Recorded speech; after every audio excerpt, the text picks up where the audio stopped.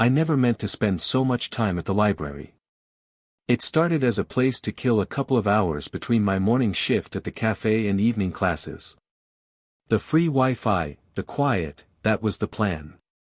But it became something else, mostly because of her. The first time she remembered me was small. I asked for a book I wasn't even sure I wanted, some short story collection. She looked up from the computer, tilted her head, and said, "Didn't you check this one out 2 weeks ago?" She was right. I had. I don't think I'd finished it. But the fact that she remembered, me, of all people, stuck. She was older, mid-40s maybe, with hair that looked like it was always just pinned up in a hurry, a pencil sliding through it like an afterthought. Not beautiful in the way people my age talk about, but something steadier. She carried herself like she didn't need anyone to notice her, which made it harder not to. After that, I noticed the tiny things. She always drank from the same green thermos, the one with a dent near the bottom. She hummed under her breath while scanning returns, songs I half recognized but couldn't place. And sometimes, when I lingered too long near the desk, she'd glance up like she knew but wasn't going to call me out for it. Today was the same routine. I slid into my usual corner seat, the one near the window that got too much sunlight in the afternoon. I opened my laptop, stared at the blinking cursor, then at my phone. I had typed out a text to a friend, "Want to hang later?" But never sent it. My thumb hovered, then I locked the screen instead. I pretended to read. Really, I kept catching her reflection in the glass.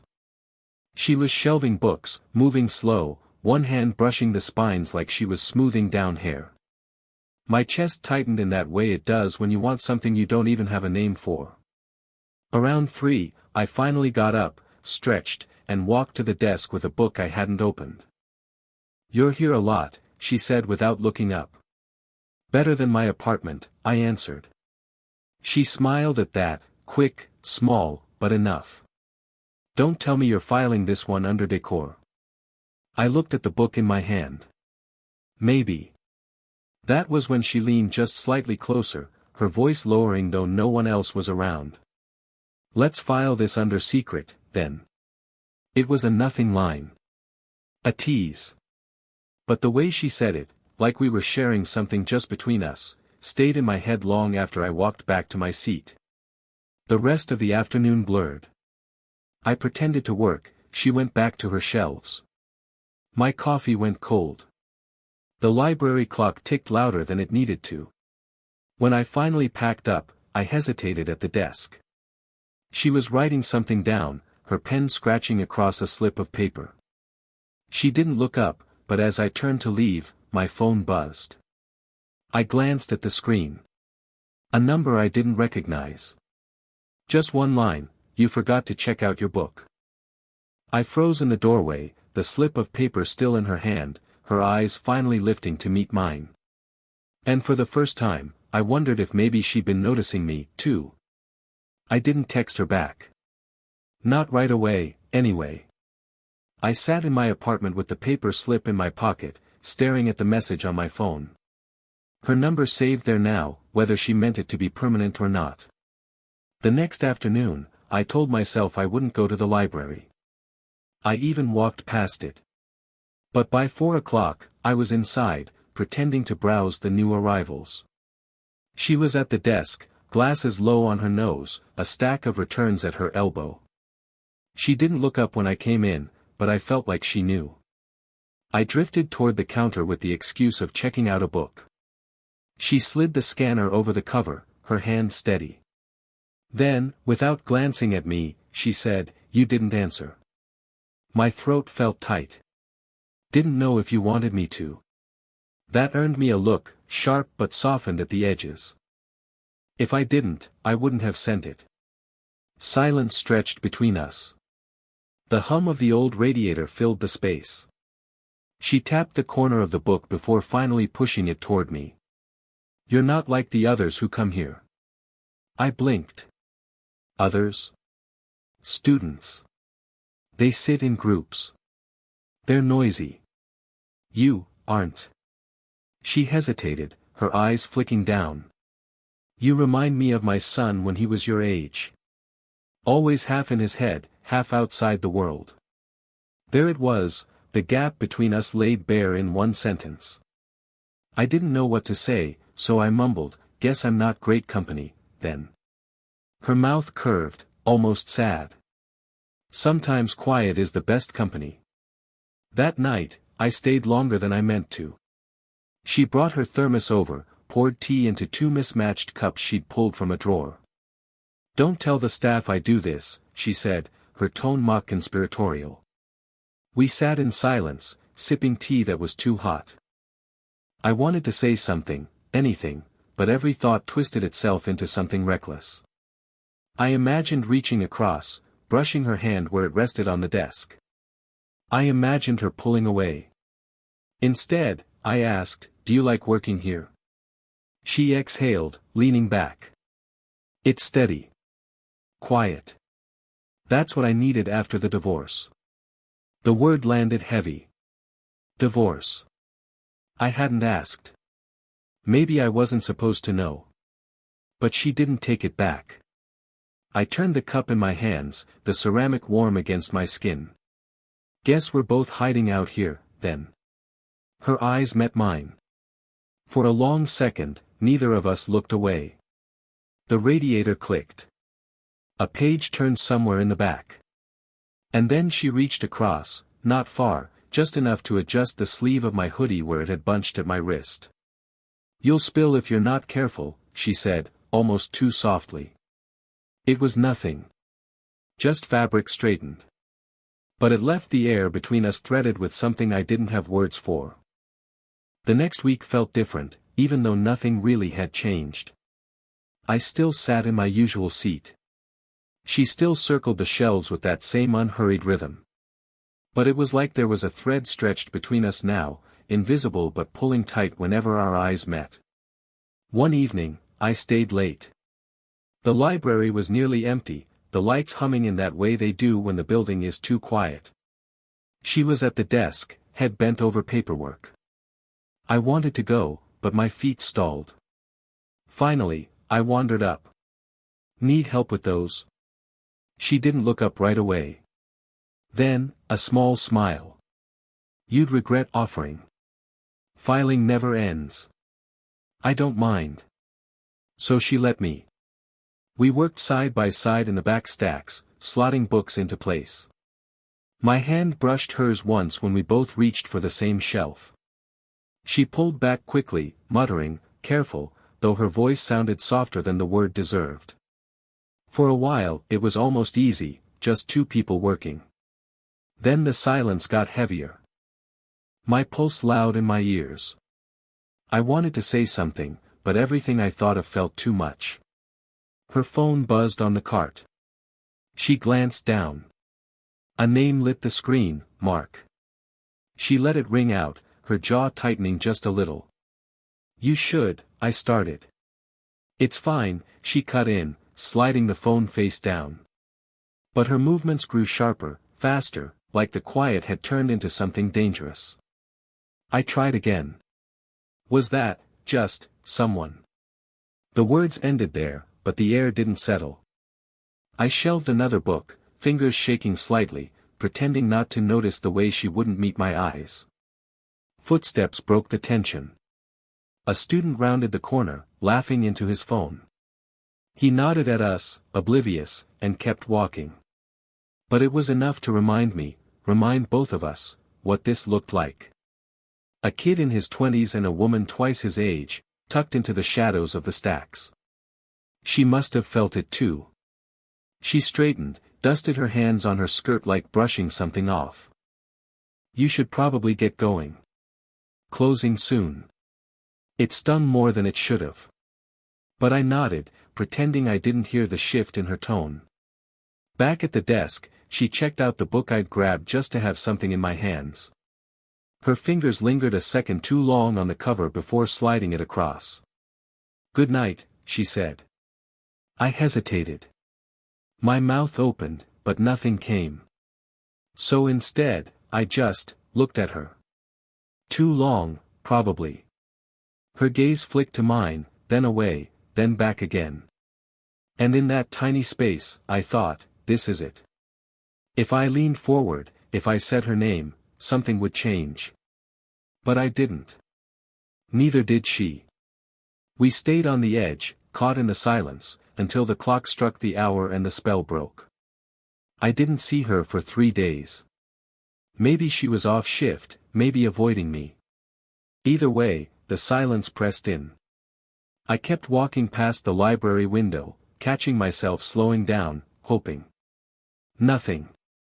On the 4th evening, I found her outside, sitting on the bench near the entrance. She wasn't reading, just holding a closed book in her lap. The air smelled like damp leaves, the streetlight above her flickering. I almost walked past, but she looked up before I could decide. "You're late," she said. I didn't know we had a time. A half smile. "You always show up." I sat down, careful to leave space between us. For a while, we just listened to the cars passing, the crunch of shoes on the sidewalk. Her thermos rested by her feet, unopened. "You've been," I started, then stopped. She tilted her head. "What?" "Different." Her eyes traced the pavement. "I shouldn't. I mean, I've been thinking maybe this is unfair."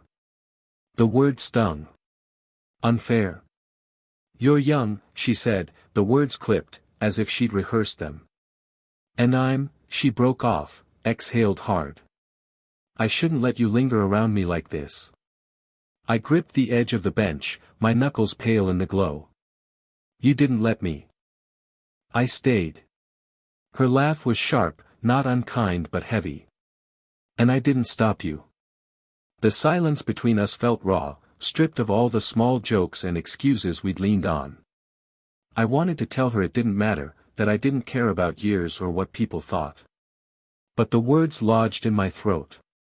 Instead, I asked, "Is that why you've been avoiding me?" She turned then, finally meeting my eyes. "I wasn't avoiding you. I was avoiding myself." Something shifted in my chest. My breath caught, my thoughts running ahead into places I wasn't sure I could follow. I leaned forward slightly, elbows on my knees. "So what are you avoiding right now?" Her hand tightened around the book in her lap. She didn't answer right away. The night filled the space, a car horn in the distance, a dog barking down the block. Then, quietly, the part where I say I look forward to you walking in. Every time. It wasn't a confession, not exactly. But it cracked something open. I felt heat rise in my face, and before I could stop myself, I said, "I think about you. More than I should." The words hung there, trembling, both of us caught in the honesty of them. She pressed her lips together, not smiling, not frowning, just holding the weight of it. Then she shifted, as if to reach for me, but instead only moved her thermos closer, twisting the cap open. Steam rose between us. "Tea?" she asked, her voice steady but her hand shaking just slightly. And though we both knew the moment was bigger than that, I nodded. "Yeah. Tea." The next week, I stopped seeing her.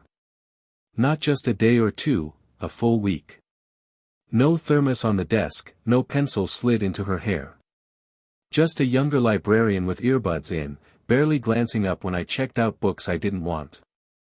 I told myself she was on leave, that it was nothing. But the absence grew heavier every day. My seat by the window felt different without her drifting into view. On Friday, she came back. I noticed before I even walked in, her figure through the glass, standing behind the desk. For a second, relief surged. But when I pushed open the door, she barely nodded at me. No joke, no lingering glance. Just business. I tried anyway. Typed again, "You don't have to explain, just, don't shut me out." Deleted that, too. The screen glowed in the dark, every unsent word heavier than the last. By Monday, I avoided the library altogether. The thought of seeing her like that again felt worse than the missing. Instead, I wandered the streets after class, buying coffee I didn't finish, sitting in parks where no one knew me. Midweek, I passed by the library window without meaning to. She was there, head bent over paperwork, the green thermos by her elbow. Something in my chest tightened, relief, anger, both. I slowed down, hand almost reaching for the door. But then I saw it, a teenage boy stepping up to the desk, sliding a form across. She smiled at him, wide, genuine, the kind of smile I hadn't seen in weeks. Her hand brushed his shoulder lightly before she handed the form back. I froze, realizing. Her son. The resemblance clear now that I looked, the eyes, the slant of his smile. And just like that, everything felt different. The distance, the hesitations, the sudden coldness, not just about us, but about the world around us, the people tied to her. I stood there a long time, hidden by the glass, before walking away without going in. That night, my phone screen glowed again. The text box open, empty. My thumb hovered. Then I locked the screen, slid it face down. The message stayed unsent. It was raining the night I finally saw her again. Not the kind of storm that drowns you, just the steady kind that soaks everything in silence. I'd been circling the block for half an hour before I admitted what I was doing. Her light was on. Curtains half drawn, a glow spilling out onto the wet pavement. I stood there for too long, debating whether knocking would undo whatever fragile balance we had left. In the end, she opened the door first. I hadn't even realized she'd seen me, but there she was, standing in the doorway with her sweater pulled tight around her. "You're drenched." I swallowed. "I was just walking by." "You've been walking by all week." Her voice wasn't accusing. Just stating. I nodded, unable to argue. "Come inside," she said. Her kitchen was warm, steam rising from the kettle on the stove. I stood awkwardly by the counter, dripping onto the tile. She handed me a towel, and for a while we just listened to the water hiss against the burner. Finally, she spoke. "You saw him."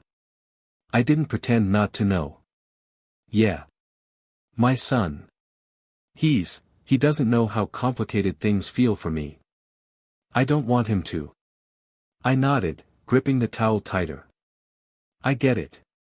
She leaned back against the counter, arms folded, but her eyes stayed on me. "Do you?" The question hit harder than I expected. My mouth opened, closed. "I don't know. Maybe not. I just know what it feels like when you look at me. And when you don't." Her face softened, then hardened again, like she was waging a war inside herself. "You're too young to carry this weight. And I'm too old to pretend it doesn't matter." I stepped closer, not enough to close the space, but enough that my voice could stay low. "Then why did you text me? Why T? Why, any of it?" Her lips parted, then pressed shut. She looked down at her hands. "Because it felt good. Because I forgot, for a little while, what it was like to be seen." The silence stretched. My pulse thudded in my ears. I wanted to say more, to tell her it wasn't just her, that she wasn't the only one who'd been changed by this. But the words caught. So instead, I set the towel on the counter and said quietly, "I'll stop coming, if that's what you want." Her eyes snapped up to mine, and for the first time in weeks, she let everything show, fear, longing, guilt, all tangled. She shook her head, almost imperceptibly. "Don't," she whispered. That single word carried more weight than any confession. I didn't move closer. Didn't touch her. Just stood there, dripping rainwater, holding her gaze. And then, barely audible, she added, "Okay." A fragile truce, a thread pulled tight between us, but it was enough to hold. Time didn't rush after that night. It stretched. Days folded into weeks, the rain gave way to longer light, and somehow the edges between us softened instead of snapping. I still came to the library, though not every day. Enough. Sometimes I sat in the sunlit corner without speaking to her at all. Other times she'd bring over her thermos without a word, sliding a chipped mug in front of me like it was part of the catalog system. Once, on a Tuesday morning, I arrived earlier than usual. 8:47 a.m., exactly, the clock above the entrance clicking over as I pushed the door. She was already at the desk, hair loose for once, eyes tired but warm. She looked up, caught the time, and raised her brows as if to say you're consistent, at least. It was nothing, but I carried it all day. We never had a conversation where everything spilled out. No declarations. Just pieces, shared slowly. One evening she mentioned how her son was applying for college out of state. She stirred her tea while she said it, watching the steam, not me. I told her how quiet my apartment felt most nights, how I sometimes typed out messages I never sent. She smiled at that, like she knew the habit too well. There was guilt still, woven into everything. She never pretended otherwise. But it stopped being sharp. It became part of the fabric, like the dent in her thermos, or the way I always left the last sip of coffee untouched. Imperfections that stayed, but didn't ruin the whole. Sometimes we sat on the bench outside after closing, her book in her lap, my bag at my feet. We didn't talk much. The world moved around us, traffic, footsteps, the distant sound of a dog barking, but the space between us felt carved out, like a pocket of stillness we'd learned how to keep. The closeness came in small gestures. She'd tuck a note inside the book I checked out, just a line, "Don't skip page 47." I'd bring her coffee from the cafe, black, too strong, exactly the way she liked it. Once, as I set it down, she touched my wrist, light, brief, but enough. One evening, as she locked the doors, she said, "You'll outgrow this place one day." I thought about it, then shook my head. Maybe. But not you. She didn't answer. Just handed me her thermos to carry while she jingled the keys. A small trust, but it felt bigger than any confession. Looking back, I don't know if we ever crossed the line people expected us to. Maybe we didn't need to. Maybe this was it, tea poured into chipped mugs, the quiet hum of fluorescent lights, the steady knowledge that someone was there at 8:47 a.m., without fail. And sometimes, when she passed me in the stacks, she'd murmur just low enough for me to hear, "Secret." Our word. Our thread. Something no one else would ever file under the right name.